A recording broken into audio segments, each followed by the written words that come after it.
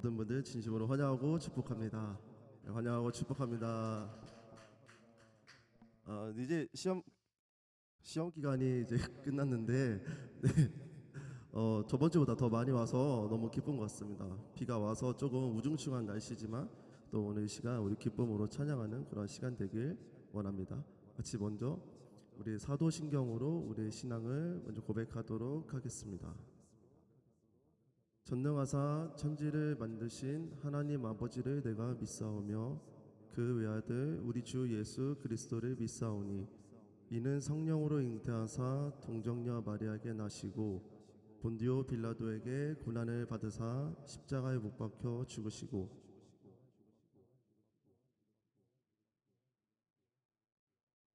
하늘에 오르사 전능하신 하나님 우편에 앉아 계시다가 저리로서 선자와 죽은 자를 심판하러 오시리라.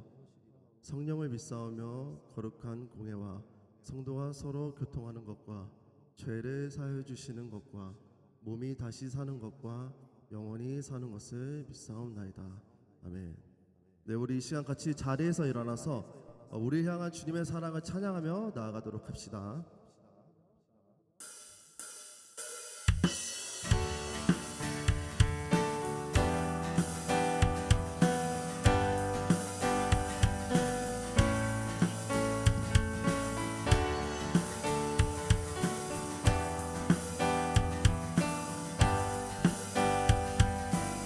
나를 향한 주의 사랑, 나를 향한 주의 사랑, 산과 바다에 넘치니 내 마음 열 때 주님 나에게 참 자유 주셨네. 늘 진리 속에 거하며 나의 손을 높이 들고 언제나 주님의 사랑. 다시 한번 고백합시다. 나를 향한 주의 사랑, 산과 바다에 넘치니 내 마음 열 때 주님 나에게 참 자유 주셨네. 늘 진리 속에 거하며 나의 손을 높이 들고 언제나 주님의 사랑을 노래하리. 주의 사랑 노래하리라. 영원토록 노래하리라. 주의 사랑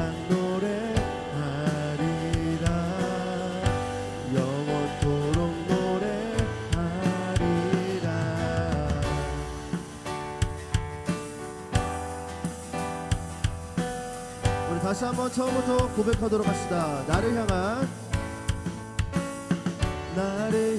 주의 사랑, 산과 바다에 넘치는 내 마음 열 때 주님 나에게 참 자유 주셨네.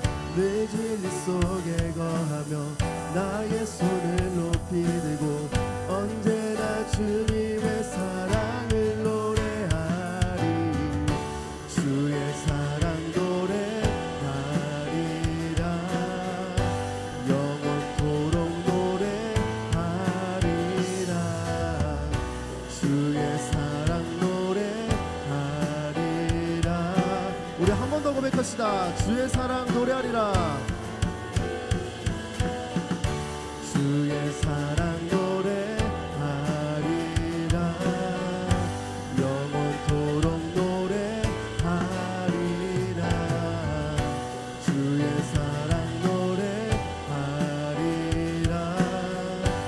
영원토록 노래. 내가 춤을 출 때,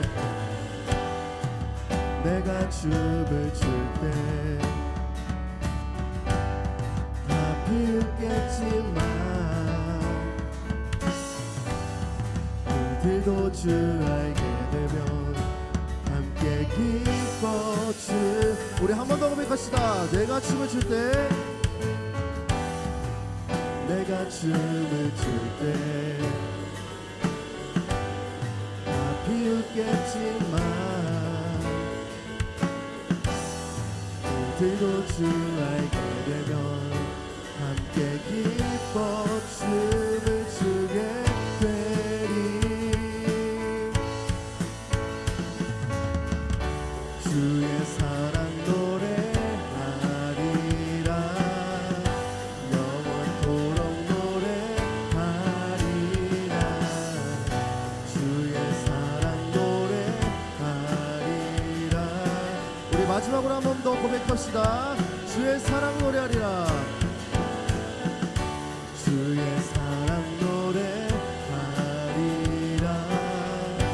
영원토록 노래하리라. 주의 사랑 노래하리라. 영원토록 노래하리라.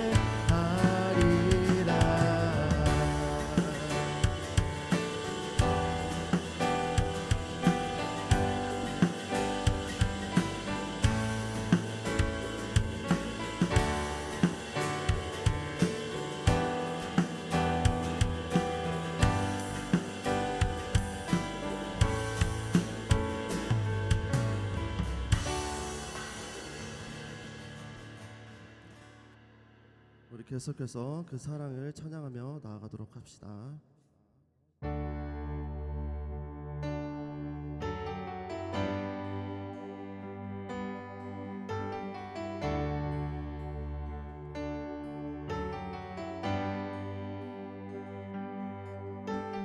주의 사랑을, 주의 선하심을, 주의 은혜를 생각해보라. 하늘보다 더 높으신 아버지의 사랑 크고 놀랐네. 아버지 사랑 크고 놀랐네.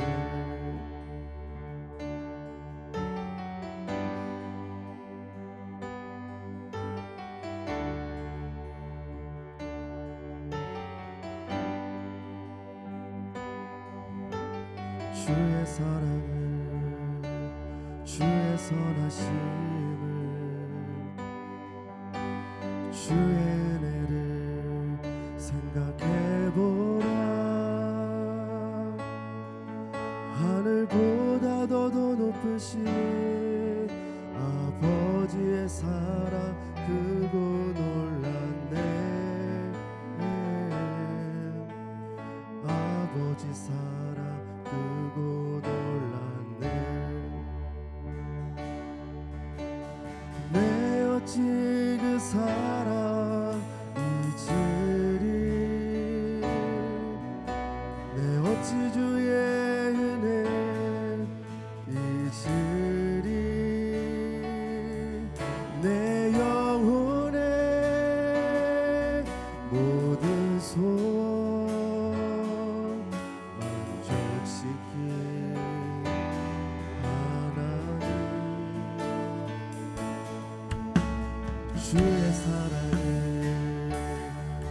선하심을 주의 은혜를 생각해보라. 하늘보다 더 높으신 아버지의 사랑 크고 놀랍네. 아버지 사랑, 우리 한 번 더 고백합시다. 주의 사랑을, 주의 선하심을, 주의 사랑을, 주의 선하심을, 주의 은혜를 생각해보라. 하늘보다 더 높으신 아버지의 사랑 크고 놀랍네. 아버지 사랑 크고 내 어찌 그 사랑, 내 어찌 그 사랑 잊으리. 내 어찌 주의 그 은 잊으리. 내 영혼의 모든 소원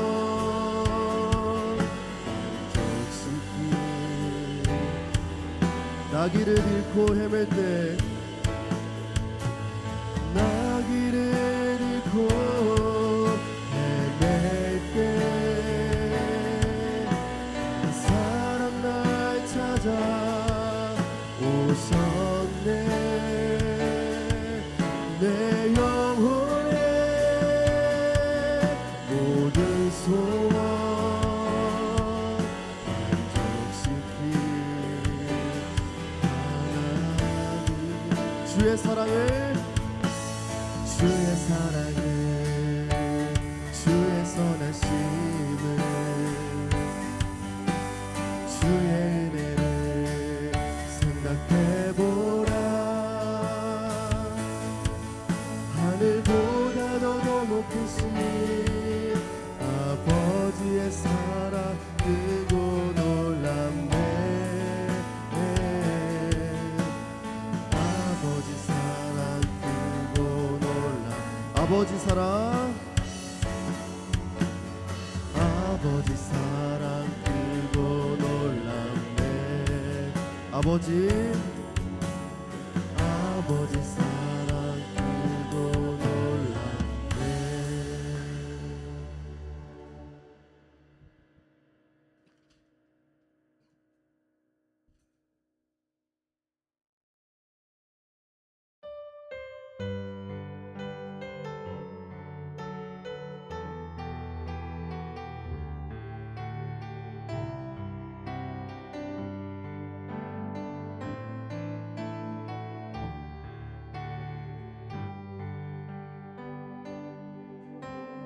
표현 못해도 나 표현하리라.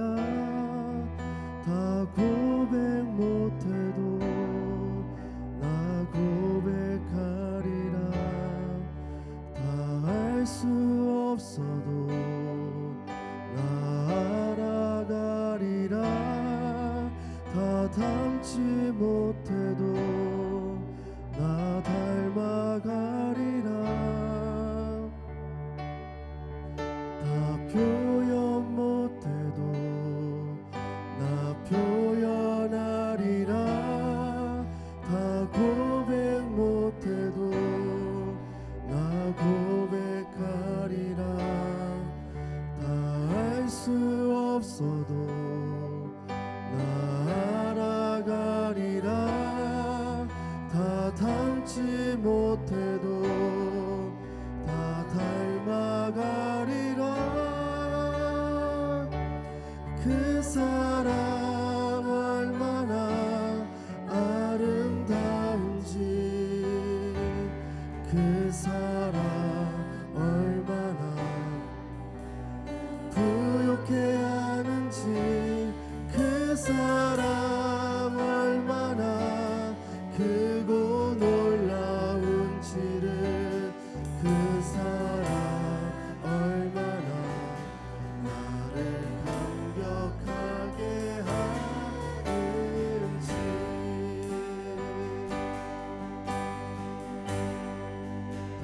못해도 다 표현 못해도 나 표현하리라 다 고백 못해도 나 고백하리라 다 할 수 없어도 나 알아가리라 다 닮지 못해도 나 닮아가리라 다 표현 못해도 표현 못해도 나 표현하리라 다 고백 못해도 나 고백하리라 다 할 수 없어도 나 알아가리라 다 닮지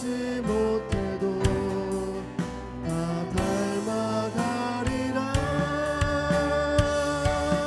그 사랑 얼마나 아름다운지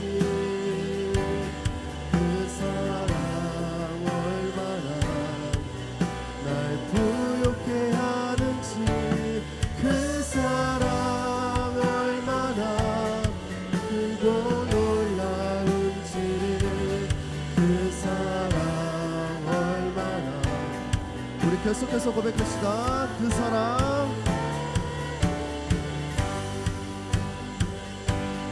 그 사랑 얼마나 아름다운지 그 사랑 얼마나 날 부욕해 하는지 그 사랑 얼마나 크고 놀라운지를 그 사랑 얼마나 나를 감격하게 하는지 그 사랑 얼마나 아름다운지 그 사랑 얼마나 날 부욕해 하는지 그 사랑 얼마나 크고 놀라운지를 그 사랑 얼마나 우리 이 시간 우리의 목소리로만 마지막으로 한 번만 더 고백합시다. 그 사랑 얼마나 아름다운지 그 사랑 얼마나 날 부욕해 하는지 그 사랑 얼마나 크고 놀라운지를 그 사랑 얼마나 나를 감격하게 하는지 우리 이 시간 같이 우리 기도했으면 좋겠습니다. 오늘 같이 나누고 싶었던 마음들은 이 마지막 찬양에 다 있는 것 같습니다. 그 사랑 얼마나 아름다운지 그 사랑 얼마나 날 부욕해 하는지 그 사랑 얼마나 크고 놀라운지를 그 사랑 얼마나 나를 감격하게 하는지 우리가 그 사랑을 더 알아가길 원합니다. 하나님 우리가 그 사랑을 알아갈 때 우리가 우리의 마음을 열고 더욱더 주님 앞에 나아갈 수 있게 인도하여 주옵소서. 그리고 때로는 표현하지 못할지라도 때로는 고백하지 못하는 순간들이 있을지라도 다 알아가지 못하는 순간들이 있을지라도 하나님 거기서 멈추는 것이 아니라 우리가 다 한 걸음 한 걸음 나아갈 수 있게 인도하여 주옵소서. 그 사랑으로 인해 우리가 이 자리 가운데 있음을 다시 한번 고백합니다. 그 사랑을 우리가 회복하고 또 그 사랑을 잘 흘려보낼 수 있는 그런 믿음의 자녀들 될 수 있게 인도하여 주셔서 우리 그러한 마음들을 모아서 우리 주님께 다시 기도하며 나아가도록 합시다. 같이 기도하겠습니다.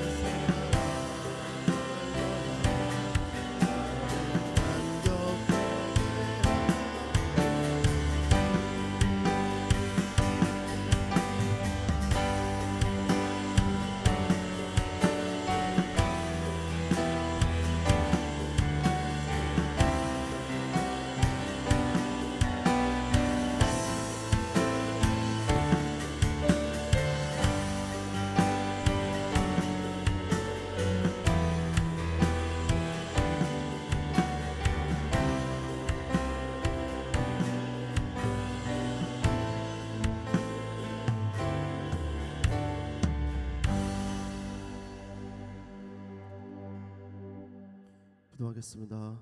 하나님 아버지 감사합니다. 오늘 이 시간 이 자리 가운데로 우리 불러주시고 또 먼저는 찬양으로 주님께 고백할 수 있게 하심에 감사드립니다.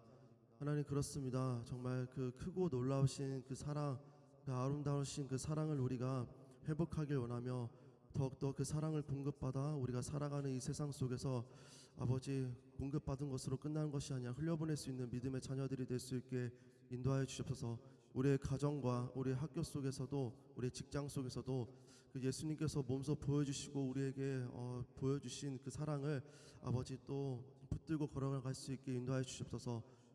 정말 지치고 힘들었던 시험 기간이 끝났습니다. 하나님 정말 마음을 위로하게 하여 주시고 또 다시 하나님께 나와 다시 한번 주님의 사랑으로 더욱더 회복되고 말씀으로 더 주님을 알아갈 수 있는 그런 기쁨의 시간들 될 수 있게 인도하여 주시옵소서. 감사드립니다. 이 모든 것 살아계신 예수님의 이름으로 기도드립니다. 아멘.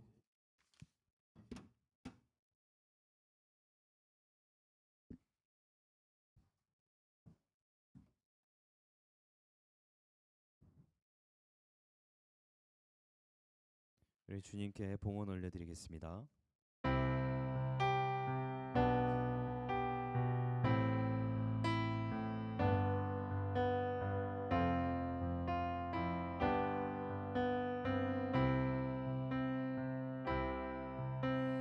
내게 있는 양육복합 주께 가져와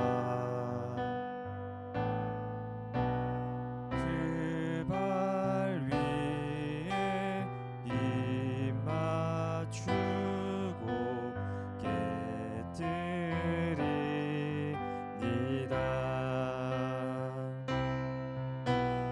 나를 위해 험한 산길 오르신 그 발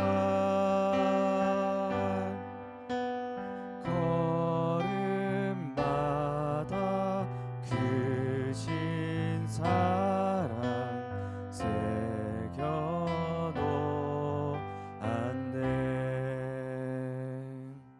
기도하겠습니다. 하나님 감사합니다. 주님, 저희가 주님 앞에 올려드린 하나님 이 예물들 주님 받아 주시옵소서. 하나님, 주님께서 우리를 위하여 하나님 자신을 아끼지 않은 것과 같이 우리가 그리스도를 따라서 나의 것을 주님께 드린 것을 아끼지 않는 자들이 되게 하여 주시옵소서.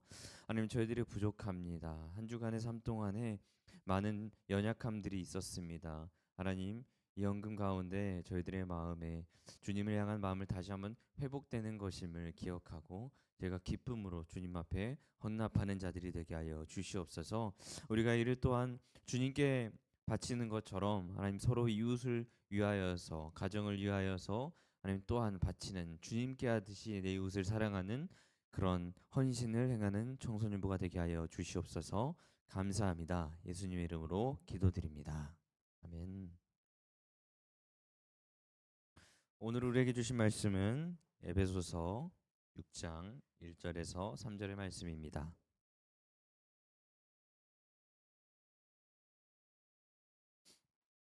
에베소서 6장 1절에서 3절입니다.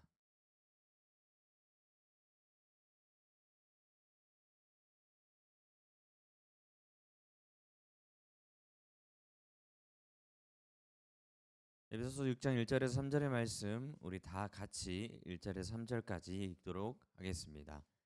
다 같이 읽겠습니다. 시작. 자녀들아 주 안에서 너희 부모에게 순종하라. 이것이 옳으니라. 내 아버지와 어머니를 공경하라. 이것은 약속이 있는 첫 계명이니 이로써 내가 잘 되고 땅에서 장수하리라. 아멘. 자, 오늘의 말씀 에베소서 말씀 우리가 살펴볼 건데요. 중요한 거는 오늘은 어린이 주일이라는 사실입니다. 그런데 제가 가져온 말씀은 어버이 주일의 말씀에 좀 가깝게 되어 있어요. 사실 이제 좀 고민을 했어요. 말씀을 정하면서 어린이 주일인데 이걸 하는 게 맞는가라는 생각을 했는데 또 한 두 가지 정도 이유가 있습니다. 첫째는 어린이날과 어버이날은 둘이 겹쳐져 있어요.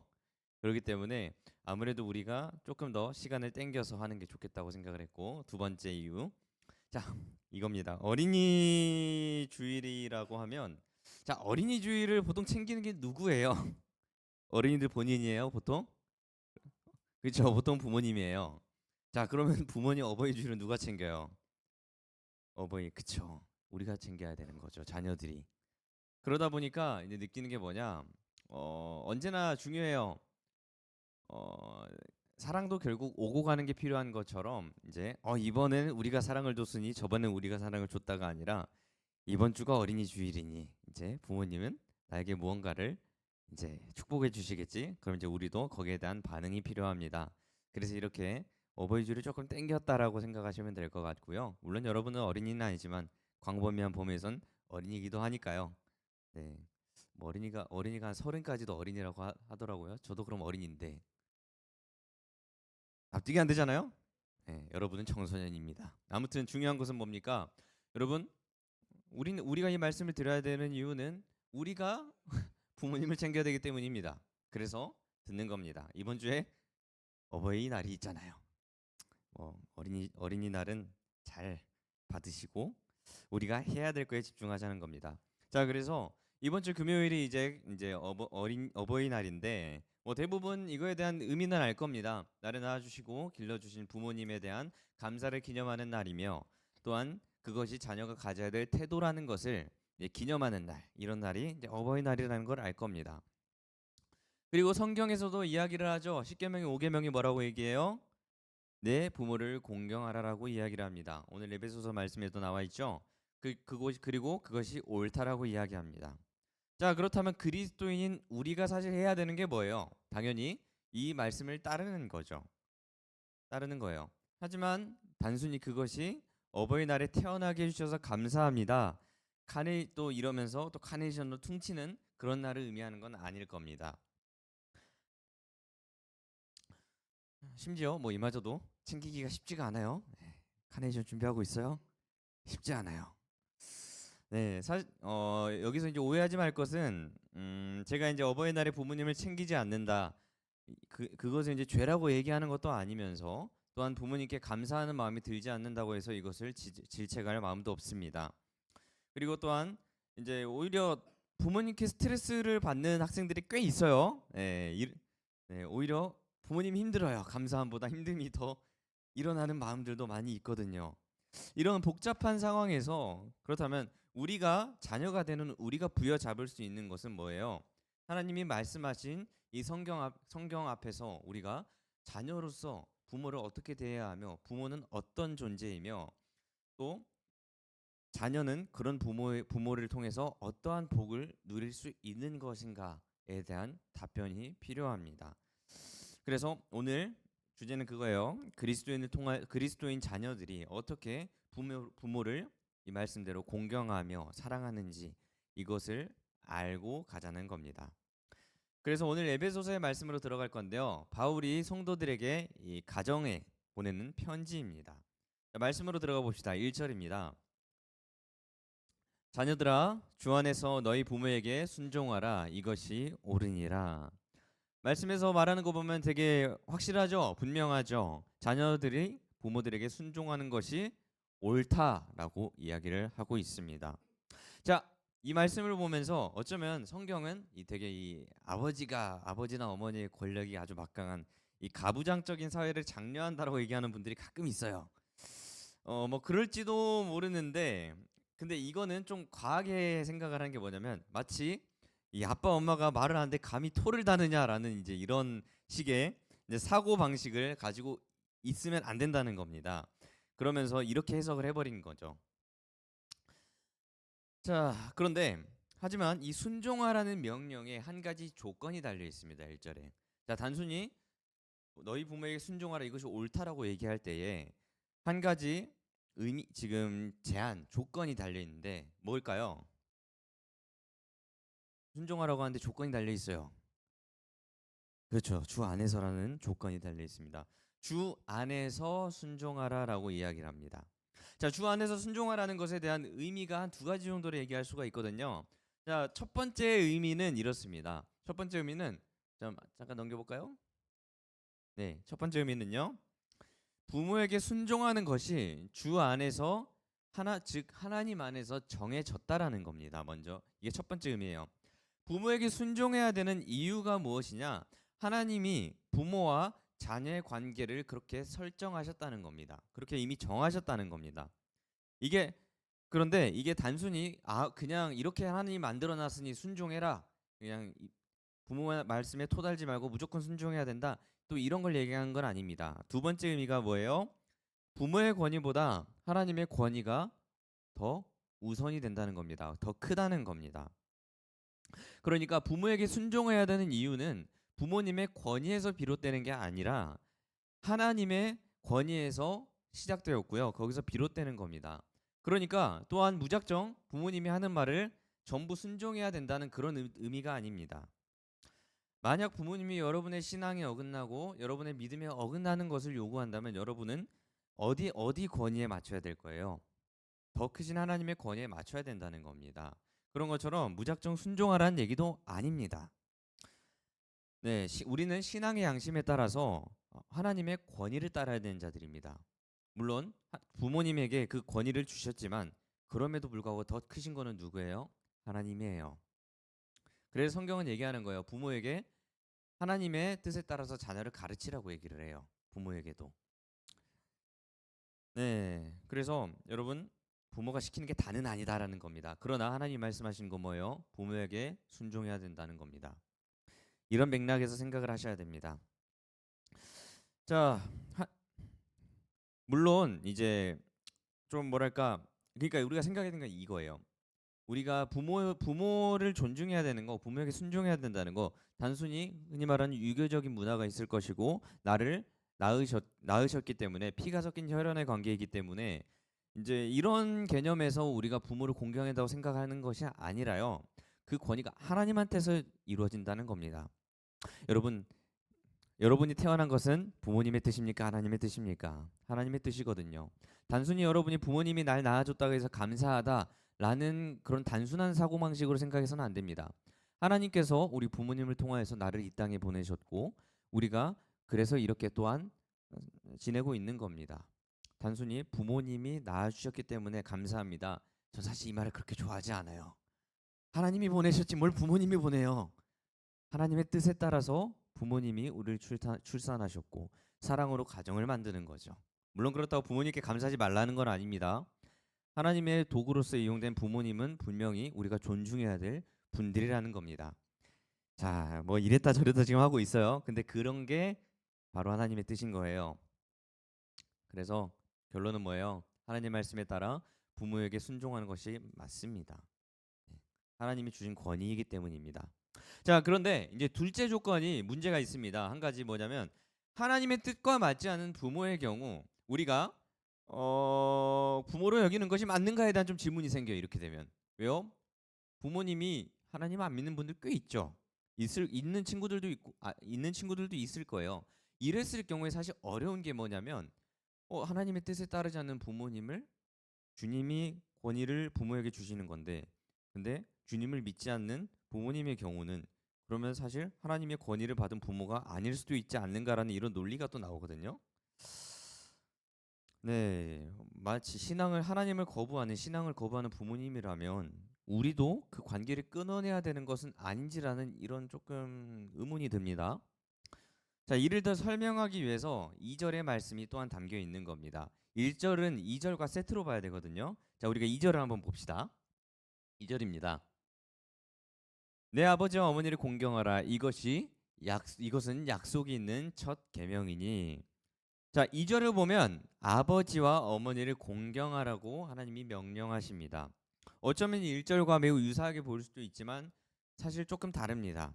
1절 말씀은 하나님이 정하신 부모와 자녀의 관계에 있어서 자녀가 해야 할 행동을 얘기했다면 2절은 그리스도인 자녀들이 가져야 하는 마음가짐을 다루고 있습니다. 마음가짐입니다. 자, 봅시다. 부모를 공경하라고 합니다. 부모를 공경하라. 자, 사전적인 의미로는 부모를 존경하라, 받들어 모시라 이런 의미인데요. 이거는 이제 사전적인 의미고요. 이 정확한 이제 헬라어의 원어적인 의미는 가치를 매기다라는 의미입니다. 가치를 매기다. 그러니까 부모를 공경하는 게 뭐냐? 부모를 매우 귀하고 가치 있는 존재로 여기는 것을 얘기합니다. 이게 바로 공경하라는 의미입니다. 또 다른 의미로는 무겁게 하다라는 겁니다. 부모를 무겁게 여기라는 겁니다. 사실 여기에 동의하지 않는 친구들은 없을 거예요. 그죠? 우리 부모님이 가치 있는 존재이며 존경을 받아 마땅한 분들이라는 것을 인정할 겁니다. 그래서 우리가 이제 서로를 이제 친구끼리 욕해도 용서가 되지만 부모님을 욕하면 안 된다라는 흔히 말하는 그 탈룰라의 불문율이 있기 때문에 우리가 모두 이걸 당연하게 여기고 있습니다. 근데 문제는 이 생각 때문에 이 말씀을 되게 당연하게 여기고 넘어가는 경향이 있다는 겁니다. 정확하게 말하자면 여러분 자녀가 부모를 공경하라는 의미는 단순히 부모를 그렇게 여기라 해서 끝나지 않습니다. 결론을 먼저 얘기하자면 자녀는 부모를 공경받는 존재로 만들라는 겁니다. 이게 2절의 말씀이 얘기하는 겁니다. 잘 들어보세요. 여기 여러분이 분명 부모님을 존경한다고 말한다고 칩시다. 예, 그럴 겁니다. 그런데 우리 현실을 보면 자꾸 어떤 일이 발생하냐? 우리가 부모님의 실수를 찾고 그것을 따지는 일이 생각보다 발생하거든요. 예, 이러는 거야. 내 말이 맞잖아. 엄마가 얘기한 거 틀렸잖아. 엄마 아빠는 틀렸다. 하면 이제 이러면서 이제 막 이제 이러는 거야. 아무것도 모르면 좀 가만히 있으라고 엄마 아빠도 안파들 그러는 거죠. 자꾸 쪽팔리게 만들지 마. 이런 얘기도 하게 되거든요. 네. 물론 안 했을 거라고 생각은 하지만 그 마음속에 그런 생각이 들기도 해요. 네, 여러분 공경하라는 말은 이걸 조심하라는 건데요. 이게 무슨 소리냐? 공경한다는 거는 부모님의 수치를 가려주고 숨겨줌으로써 부모님의 권위를 살려주는 것을 얘기합니다. 공경하라는 것은 존경하라는 얘기가 단순히 그 얘기가 아니라요. 부모님의 실수를 보고도 그것을 숨겨주며 부모님의 권위를 높여주는 걸 얘기합니다. 그래서 가끔은 부모님이 나와 충돌할 때가 있을 겁니다. 그럴 때도 내가 져줌으로써 이제 부모님이 권위가 살고 내가 순종함을 보여줘야 된다는 겁니다. 이런 행동을 통해서 부모님을 가벼운 존재가 아니라 내 가정을 책임지는 그런 분들로 만들어 줘야 된다는 겁니다. 이게 자녀가 해야 하는 공경한다라의 의미입니다. 그 부족함이 보일 때에 자녀는 이해하고 기다려줌으로써 부모님의 수치를 가리워 주는 겁니다. 자녀된 우리는 나와 이제 부모님과 트러블이 생겼을 때 내가 옳다 그런 것보다도 부모님이 수치를 느끼는 일에 더 중대한 문제임을 알아야 된다는 겁니다. 성경에서 부모를 수치스럽게 만든 자들에 대한 이제 최후가 몇몇 있습니다. 방주를 만들었던 노아의 가정이 있었죠.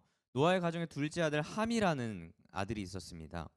이 아들이 이제 노아가 술에 취해 가지고 이제 흔히 말하는 이제 아래 이제 하이 이제 바지를 아무것도 안 입고 그냥 그대로 잠들어 버렸습니다. 알몸인 상태로.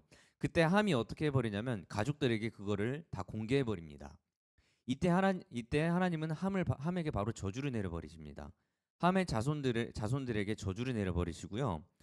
또한 이 다윗 왕의 아들 압살롬이 있습니다. 이 압살롬이라는 아들은 아버지가 사랑함에도 불구하고 아버지에게 반역을 일으켰고요. 또한 아버지의 그 궁녀들을 강간해버리는 이런 만행을 저질러 버립니다. 이때 하나님이 어떻게 하시냐? 바로 이 아들을 죽여버리십니다. 심지어 이 다윗 왕이 아들을 살려달라는 간절한 요청이 있었음에도 불구하고 하나님이 압살롬을 죽여버리십니다. 자, 하나님은요 설령 부모님이 괜찮다고 나는 괜찮다고 얘기하더라도 하나님은 부모에게 행하는 그런 부모를 수치스럽게 만드는 행동을 인정하지 않으십니다. 아무리 부모님이 인내해 주더라도 하나님이 그것을 참지 않으십니다.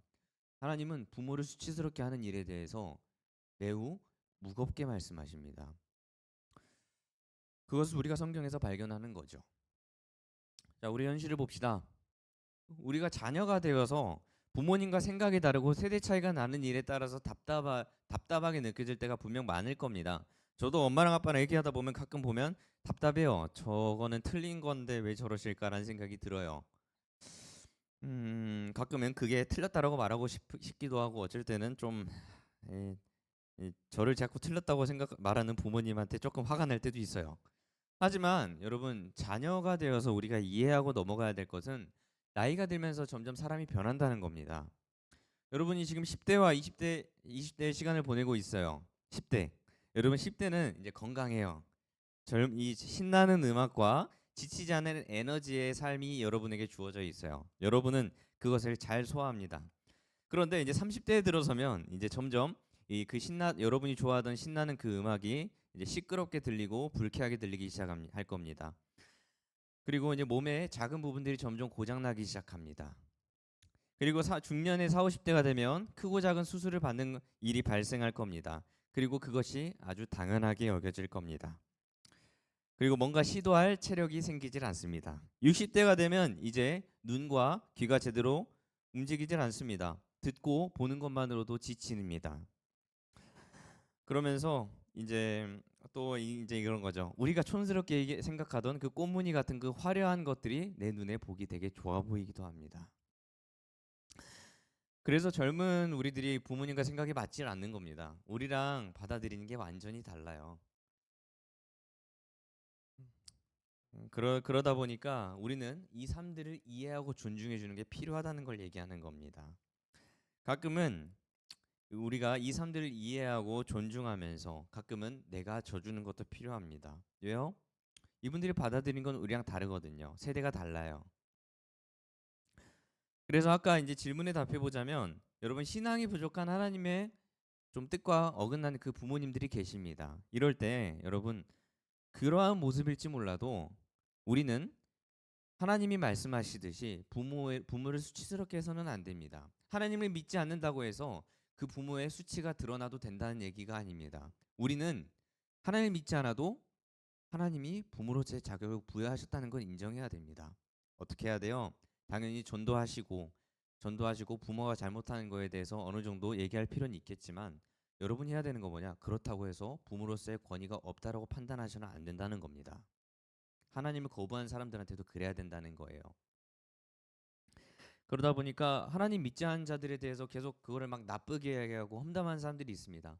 저 예수님을 안 믿으니까 막 저런 식으로 행동해 나쁜 사람들이야 이렇게 말하는 건 옳지 않습니다. 하나님은 그렇게 그리스도인들에게 하라고 하지 않으십니다. 하나님이 정해놓으신 부모의 권위는 믿음이 있든 없든 존재하는 겁니다. 이것이 성경을 말하는 자녀의 도리입니다. 뭐 예를 들면 이제 이런 일들이 제 가족에 이런 일들이 있었어요. 이제 어느 날 이제 저희 가족이 모여가지고 밤에 치킨을 먹으려고 했거든요. 그때가 한 8시쯤 9시쯤이었다 보니까 이제 그냥 포장해서 빨리 가져오려고 했어요. 집 가까운데 이제 치킨을 포장 주문을 하려고 했는데 이제 저희가 좀 바빠가지고 저희 어머니가 주문을 담당하셨어요. 근데 이제 또 저희 어머니가 교사이시라서 학교 쪽에 치킨을 자주 먹다 보니까 그쪽에 주소를 설정해 놓고 집으로 주문을 해버린 거예요. 30분 걸려 학교까지 차 타고. 근데 이제 나중 가서 진짜 한 30분 지나서 나서 그거를 이제 알게 돼가지고 뭐 주문 취소하기도 애매해졌어요. 근데 이제 저희 어머니 어, 실수하시면 좀 무안해가지고 조용해지세요 갑자기. 침묵하세요. 그래가지고 그때 이제 좀 정적이 흘렀어요. 이제 그거 알고 나서. 그러면서 이제 저희 가족이 했던 게 뭐였느냐?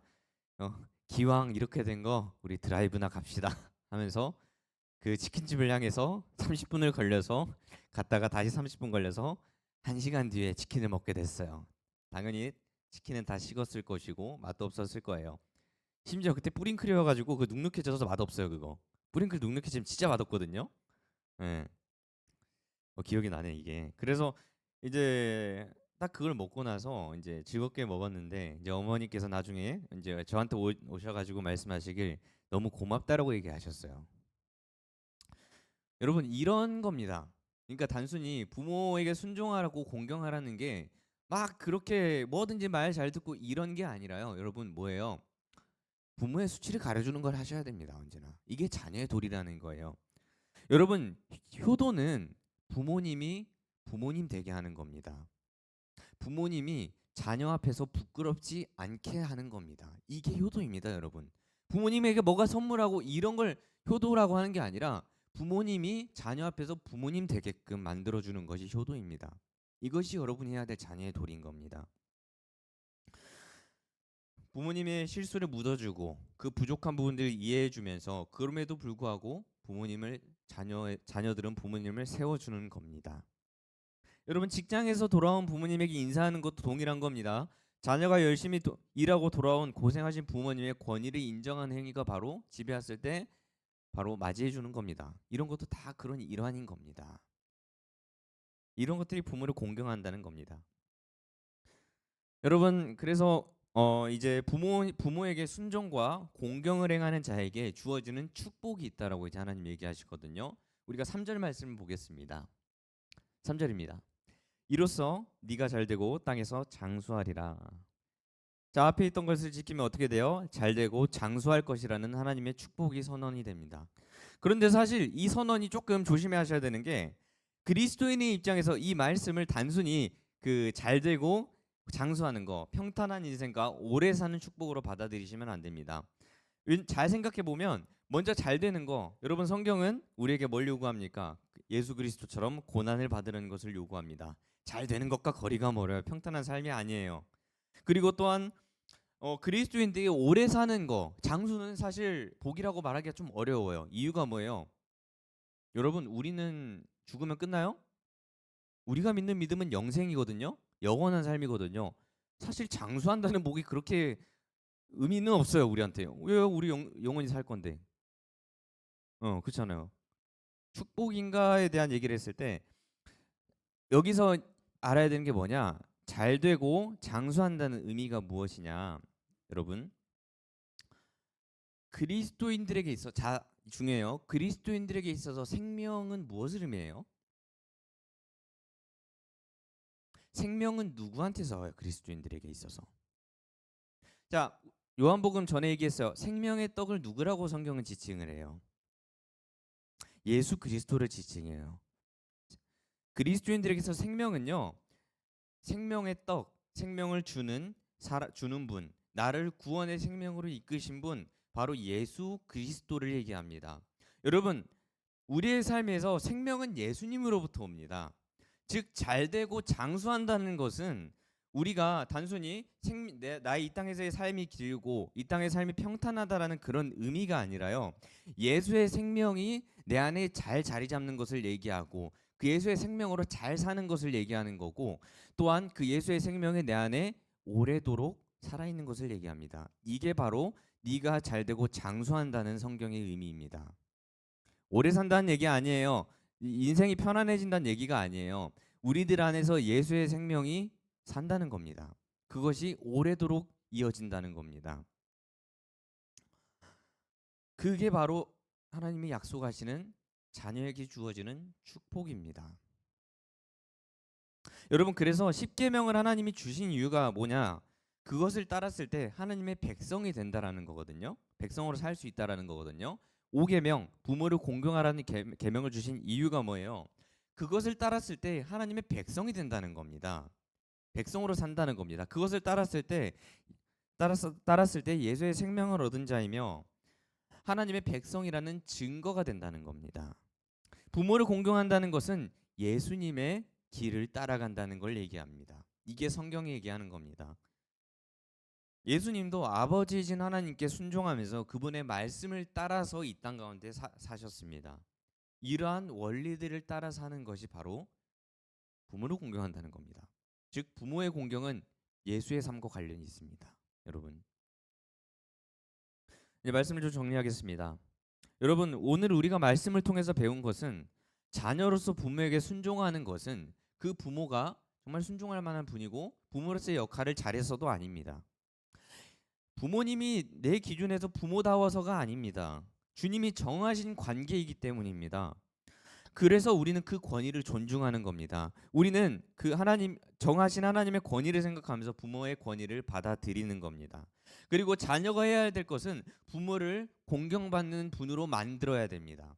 공경받을 만한 사람에게 공경을 주지 마시고 여러분의 부모님을 공경받을 만한 자로 여러분이 만드셔야 됩니다. 그럼으로써 자녀는 부모가 수치를 당하는 것을 좋아하지 않습니다. 오히려 자녀는 부모가 수치를 당하는 것에 분노해야 됩니다. 거기에 화를 낼 수 있어야 됩니다. 자녀는 그 부모의 수치를 가려주고 부족한 부분을 이해하며 부모를 높여 세워줌으로써 부모가 부모로서의 권위를 행사할 수 있도록 도와야 됩니다. 부모님을 진심으로, 심지어 의견이 부딪힐 때도 부모님을 진심으로 생각하는 마음에서 얘기하셔야 됩니다. 이겨 먹으려고 하지 마시고요.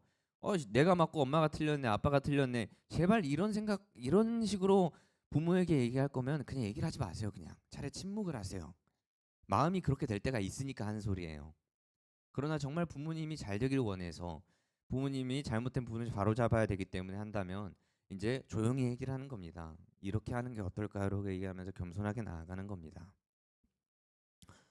논리적으로 부모님 이겨먹을 생각하지 마세요. 부모님 수치스럽게 만들지 마세요. 자꾸 그러시면 안 돼요. 네. 막 이래요. 막 엄마한테 이런 부분들 있는데 엄마는 이렇게 얘기하는데 이렇게 하면 잘못된 거 아니냐? 이런 식으로 얘기하지 마세요. 부모님 부끄럽게 만들지 마세요. 네. 그거 하지 말라는 거예요.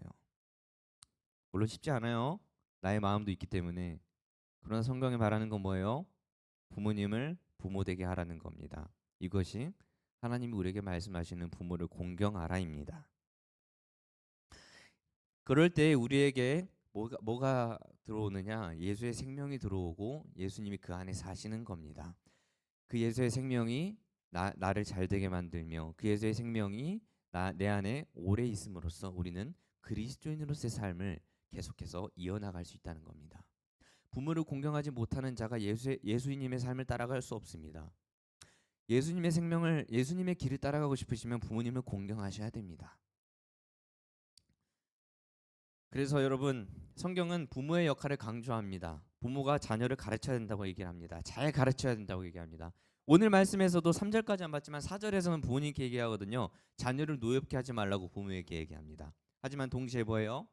자녀가 나서서 부모를 부끄럽게 하지 말라는 겁니다. 그래서 자녀가 행해야 될 궁극적인 결과는 이제 잠언 23장 25절에서 나옵니다.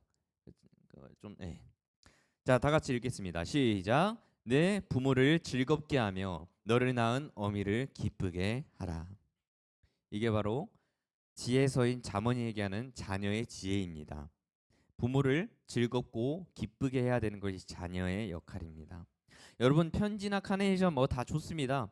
다 좋아요. 그런데 그것은 어디서 비롯되느냐? 오늘 말씀에서 배운 데서 오는 겁니다. 편지를 주는 이유, 감사하는 이유, 카네이션을 달아드리는 이유, 우리는 그 행위를 통해서 뭐 하는 거예요? 그분이 부모 되게 하는 겁니다. 단순히 감사의 표시의 선물이 아닙니다. 그분들이 나의 부모라는 것을 인정하는 겁니다. 내가. 그러면서 여러분이 부모를 기쁘게 하는 겁니다. 여러분, 부모님께 자꾸 뭔가 선물 주는 것을 지금 잘 못하면서 나중에 내가 성공해서 뭔가 챙겨드린다고 하지 마세요. 부모님들은 그거 절대 원하시지는 않습니다. 그걸 원하는 거는 좀 잘못된 겁니다. 부모님이 원하는 거는 나를 부모로서 여겨주는 자녀입니다. 네, 부모로서 여겨주는 자녀입니다. 꼭 기억하셔야 됩니다. 뭔가 돈으로 갚을 생각하지 마시고 여러분, 부모님이 부모님의 역할을, 그 권위를 세울 수 있도록 여러분이 노력하세요. 그게 부모님이 기억에 남을 겁니다. 그게 그냥 어버이날 카네이션 달아주는 것보다 더 의미가 있습니다. 네, 그런 하나님이 보시기에 합당한 우리 동현의 예감 청소년부의 자녀들이 되기를 소망합니다. 기도하겠습니다. 하나님 감사합니다. 주님, 우리가 배운 것은 자녀로서 부모가 부모 되게 하는 것입니다. 주님, 내가 부모를 공경하겠습니다. 나의 부모님의 부족한 부분들, 수치스러운 부분들을 가리겠습니다. 그리고 내가 그 부모님의 권위를 세우겠습니다. 주님, 내가 그 역할을 감당하게 해 주옵소서. 내가 그 역할을 감당함으로써 가정의 평안을 이끌어내는 우리 자녀가 되기 원합니다. 주님, 나의 마음보다 하나님이 정하신 것을 따라서 주님, 내가 겸손해져서 내가 원하는 것을 내려놓고 하나님이 원하시는 자녀의 도리의 역할을 하는 자녀가 되게 하여 주시옵소서. 감사합니다. 예수님의 이름으로 기도드립니다. 아멘.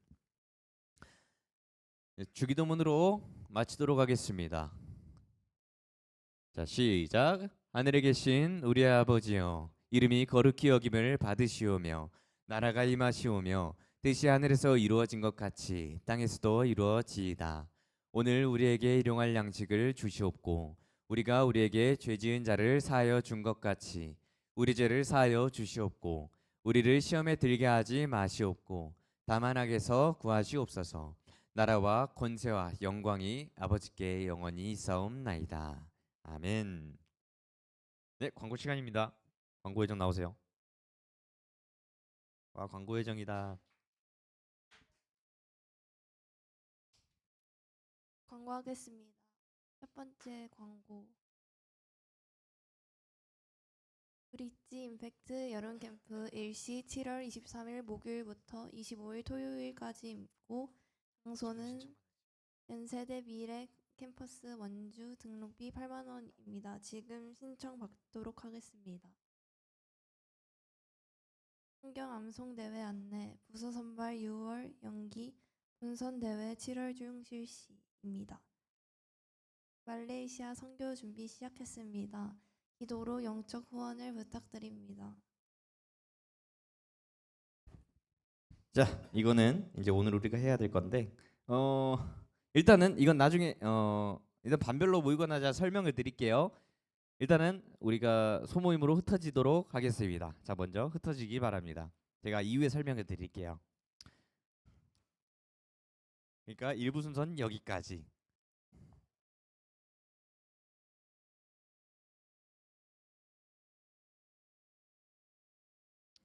자, 선생님들은 뒤에서 그 수령을 해주세요. 편지지랑 이제 펜이랑 전부 수령을 해주시기 바랍니다. 우리 학생들은 모임을 할 수 있게끔 자리를 만들어 주시기 바랍니다.